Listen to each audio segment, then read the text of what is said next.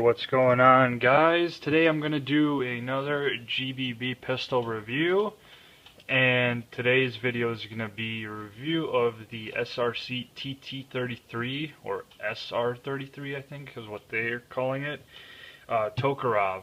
So, kind of a well-known sidearm from the Soviet Union during the World Wars. I think it was created, yeah, I think 1933 is obviously when they, started mass producing the sidearm. But for the most part, not a huge, not a whole lot of knowledge of this gun in real life. I mean, I know a lot about other Soviet firearms, but for this one, I only know very little.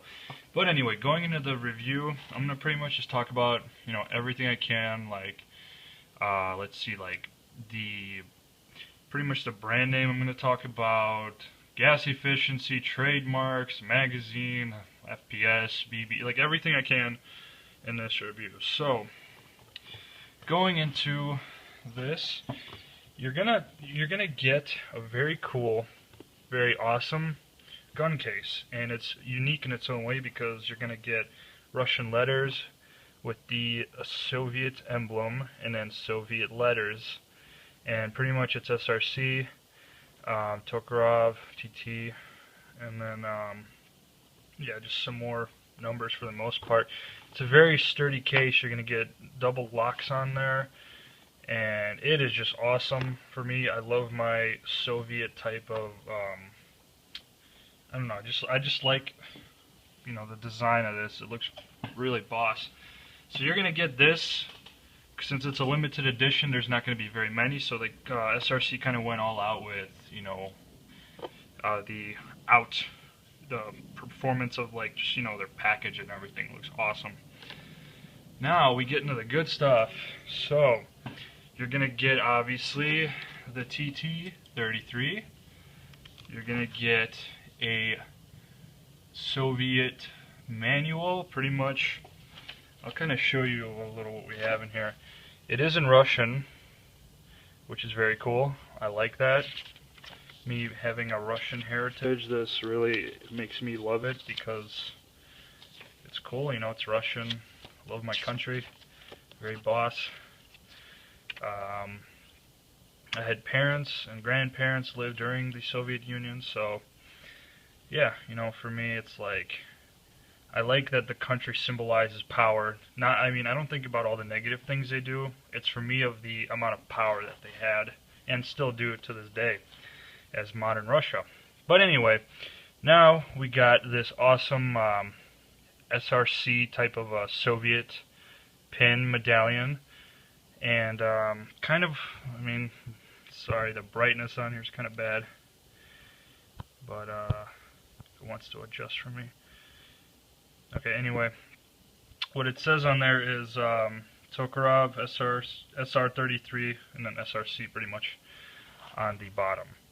But yeah, that's going to be the case. Not going to really focus too much on it. The gun is really the most important part of this. So, first off, let me, let's see. So this is going to be the TT-33 once you get it. And my God, it is incredibly done well for an exterior design. It's just they did a very nice job. Honestly, I like this a lot better than the WE's style or the KWA's style. KWA just seems too shiny to me, in my opinion, and it just doesn't look right. But I'm gonna talk about some trademarks that are on here. So, right here you have the, what looks like CWA, but that's actually USA in Russian. And then you're going to get the number, and then the year it was made. So this one is 0261, so that means this is the 261st, I guess, one that they made out of 300 total, or 600, I don't remember. I keep hearing 300 and 600 were made. But, it's very limited quality, or not quality, quantity. And it has the year right there, 2012 is when they started producing these. So notice that that's only for the Airsoft version is when they produced it. It's not when the real one was produced. I hope no one really assumed that in the first place. But and then right here, It pretty much just says limited number, I think. I haven't read Russian in a long time, so I'm not 100%. And then it says number 261 out of 300. So this one is part of the 300 club, which was obviously, yeah, 261. So it's kind of cool, because if you own one, it's going to be like one of a kind, unique, and everything compared to all of them. I mean, they're going to be all the same, but just, you know, the numbers are all going to be different. Like from Jarek's video, he had like, I think a 149 or something, so, you know, the stamps for the numbers are all going to be unique, which is cool to me. And then, so more type of trades, you're going to get the Soviet star with the CCCP, which is SSSR, which is just, you know, just the Russian USSR logo. And for the most part, that's all the type of trades and writing on this gun. There's really nothing else other than that. But now I'll go ahead and talk about construction. So you're gonna get these plastic grips. You know, you can see the shine on them from the lens flare, from the flash. I mean, it's still pretty nice quality. It's like polymer type of plastic, very strong, durable.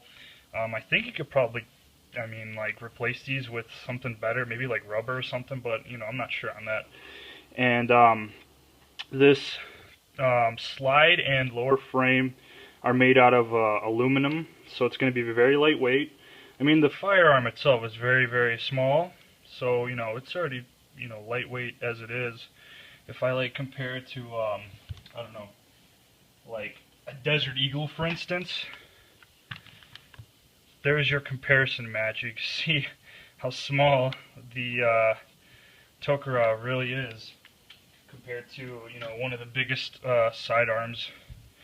But also, like the finish, I love absolutely. It's like a matte black, and it kind of scratches up too, which then kind of gives it that worn out look, like battle worn and everything, which looks pretty badass in my opinion.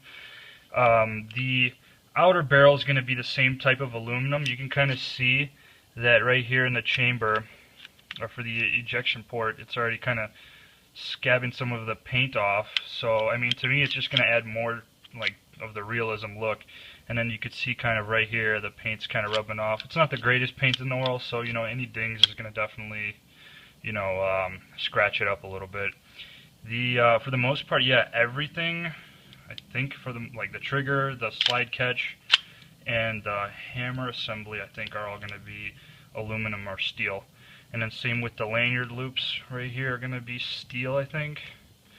And yeah, I mean, in terms of metal construction, you're going to get all metal except just these plastic grips. And then the little pin right here to field strip the gun and clean it or fix it or whatever you need to do is right here. And the way that works is you have to pull back on this, so then it comes off. I'm not going to do it because it's kind of a challenge putting it back. Not really, but you know, it'll take a little longer. And once that comes off, this pin comes out, and then you can pull the slide right off. Pretty much, if you want to think of it as like a 1911, it's going to field strip somewhat in the same way. So that's kind of, you know, an easy kind of way of knowing it, because this is kind of similar to the M1911. Just from like the slide, you could really tell that it's definitely resembles somewhat of a 1911 look, other than the lower frame. But let's see. Now for the FPS, you're going to be normally getting around, I'm going to say 280 to maybe 290, somewhere in that range, with the 0.2 gram BBs, and that's using normal green gas or propane. So you know, it's not going to be the strongest sidearm in the world, but to me, I prefer like authenticity and like nice finish to like power, because I'm like, I kind of like collecting these. So like for this one's like kind of like a collector's item to me. So for me, the external appearance to me is what really counts. But if you're a hardcore airsofter and you want to use this as like a legit sidearm, I'd recommend getting a KWA, since it's going to be a little bit hotter of an FPS, I think like 350. And it'll last a little bit longer.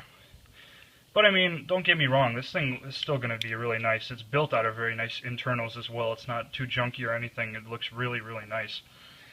But yeah, for terms of power, that's what you're going to get with this, with the .20.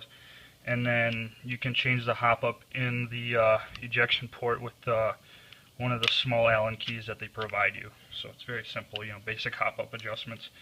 And then magazine, which is going to hold around 12 rounds at maximum, but like Jarek said in his review video, you can't really put more than 10 in there, because then this BB feeder right here will just get stuck, and then you'll be dry firing, which he was right. I mean, it's actually not like bullshit or anything. But for the most part, yeah, you're going to be good with 10. Mag efficiency, sometimes it won't even go through one mag, so usually it ranges between 10 to 20 shots per gas mag fill, so that's kind of the one thing that sucks. And like I said, if you're a hardcore airsofter, I'd recommend getting something with a little bit better gas efficiency. But for the most part, that's the magazine. I'll get into like the negative things in a minute. I actually do want to show you guys how to field strip this, just because since this gun doesn't have a whole lot to talk about, I might as well show you. So you're going to kind of see that it has this little notch right here, so you can put your nail on it and then just pull, and then it should come off like that. I wouldn't pull it off the other ball, just leave it on, it should stay on.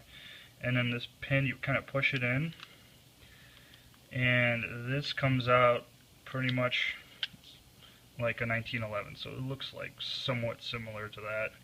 And then after that, it should just should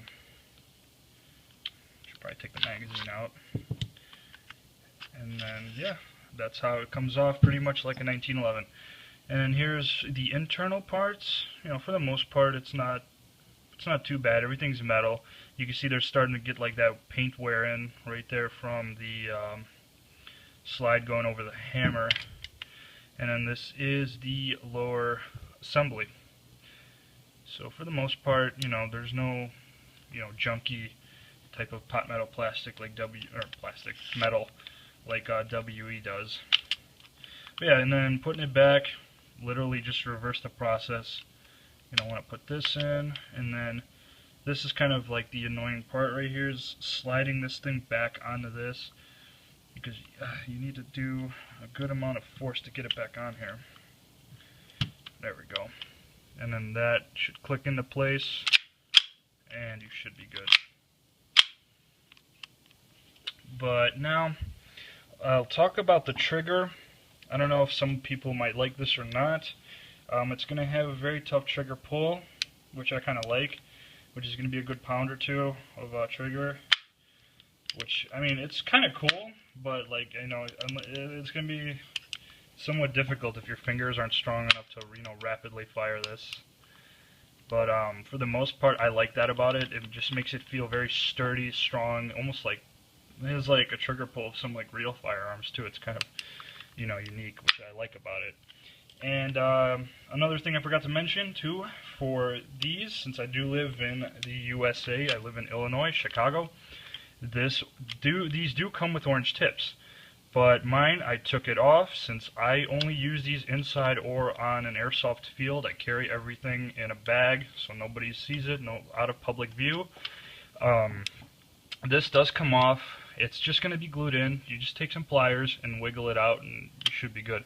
It's going to leave like this little circle over here, which kind of looks not bad. It kind of gives it some definition, makes it look kind of cool. But yeah, other than that, orange tips, I recommend you keep them on if you, I don't know. It's up to you really. I mean, there's a lot of risks with taking it off. I understand that, and it's probably illegal. But like I said, I don't go out in public with these, so for me, that's not an issue. Anyway, now I'm going to go into some bad issues that I've had, and in result, made me buy a new piece for it. That's how bad it was, and I've had this thing for only a week and a half, I think, or 2 weeks. The magazine, it's absolute garbage. This thing, I only used it, I fired maybe at least 200 total shots out of it in the last week and a half or two. The top of the mag's already leaked. The valve in here cracked in half. I put the gas in, and there was a crack in the little valve stem, which I unscrewed, and I had to take the whole mag apart to take that broken part out because part of this the metal was screwed in and it was stuck. So that was a problem. And then taking it apart and putting it back together. Oh my God, guys. Never take this apart because you'll hate yourself and you'll just get frustrated as shit. These pins right here on the top and on the bottom, they're punch pins, so you punch them out, it's easy. You take the top and bottom off to strip the mag. But then putting them on. These things do not want to go through the other side. If my camera wasn't crap right now, you could definitely see it's kind of bowed in right here. It's kind of bent. Because when I was punching the pins in, I was bending the other side, this side, until I finally got them in. But it took me, oh my God, it took me an hour to get this shit in. Same thing with the back. Like, I literally had to flatten this pin in because it just would not go on the side. So, you can see that both of these pins are not even through. They're just kind of like bending the metal on this side, and you can see it's kind of crooked because it's not in all the way. So, this mag is non-working. It does not work. Gas leaks out of it. I checked every seal, lubed it up. It's just screwed. I used an HFC Desert Eagle valve in here, and that doesn't work. It works for a little, but then it just releases all the gas. It does not work. So I ordered a new mag from Evic, so they just sent me a shipping invoice a couple days ago, so it'll be here probably next week. But yeah, very disappointed. Mags are absolute garbage. And you know, I take care of my stuff too. I use green gas, and I don't know what happened. I guess it was just a manufacturer fault right there. But that's, you know, a giant issue for me, which, you know, I was very disappointed about, especially when it resulted in me in buying a new magazine. But, yeah, you can even see now it doesn't want to even lock the mag back, or the slide back, because this thing is just, it's spent, pretty much. But, I mean, for the most part, other than that, it's a very, very great gun. If you like authentic firearms, if you like amazing looking externals and internals, I mean, for the price, you can't beat it, because, I mean, I got this for about 80 bucks off evic.com, and my goodness, it was very nice. I mean, I don't know why, I just maybe got the bad luck magazine. But other than that, everything works incredibly amazing. I love it. I mean, I don't know if I have much else to say about it. For the most part, I could rate it maybe an 8. And it's not a full 10 because just the magazine, after how much problems it caused me, I don't think this gun deserves to be a full 10. But it's definitely nice because you got good benefits of getting this for a great price. Very awesome, authentic look, unique serial numbers, you know, one-of-a-kind serial numbers with Russian engravings, which I really love the most of that because it's a Russian gun. So to me, you know, I like that authentic, just Russian writing on here. The totally cool gun case that comes with the gun, that's awesome. You're literally paying, like, you know, everything combined for $80, which to me is like a steal, and it's just awesome. But other than that, guys, I mean, I don't know if I missed anything else, but if you think I did, you can let me know in the comments below, and then I can message you back and kind of talk to you more about it if you have more questions. But other than that, I think I covered, you know, most of the important detail that the consumer might want to know when they're purchasing this. But yeah, guys, if you have any questions, like I said, don't hesitate to message me. And for the most part, that is my review of the SRC TT-33 GBB pistol. If you guys haven't already, you should totally like up the video and maybe subscribe for more content. I do